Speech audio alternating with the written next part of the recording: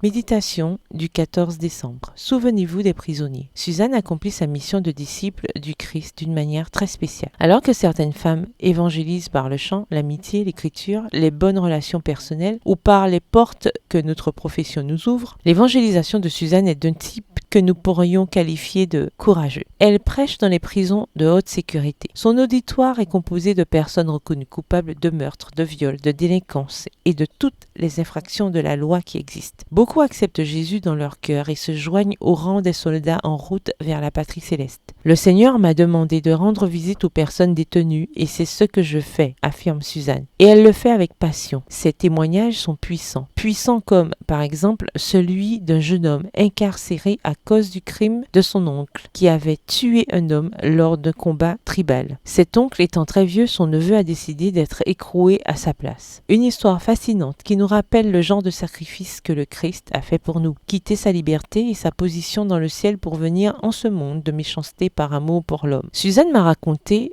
un autre témoignage particulièrement intéressant. Un samedi matin, en prison, au lieu de Suzanne, un homme qui avait tué sa femme a dirigé le service. Il a prêché sur la façon de se libérer du péché. Quel meilleur endroit pour parler du péché et de la façon de s'en libérer qu'une prison? Des prisonniers prêchant à des prisonniers, comme c'est intéressant. Suzanne s'occupe des personnes marginalisées de la société, ce que tout le monde n'est pas prêt à faire. Et en cela, elle suit les traces de Jésus. L'attitude du Christ envers les marginalisés était claire. Ils étaient une priorité dans son ministère. Il guérissait les lépreux, rendait visite aux pauvres. Il l'était lui-même. Il a permis à une femme de mauvaise réputation de lui baiser les pieds et s'est laissé toucher par une femme impure qui avait des pertes de sang. Jésus se tenait en marge du peuple juif à cause de sa vision radicale du royaume de Dieu et de sa justice. Quand il est mort comme marginal sur une croix, après un procès injuste et pour avoir prêché un message marginal. Merci Jésus de nous aider à surmonter nos préjugés. Verset du jour, souvenez-vous des prisonniers comme si vous étiez en prison avec eux. Hébreux 13, verset 3. Bonne journée, que l'Éternel vous bénisse.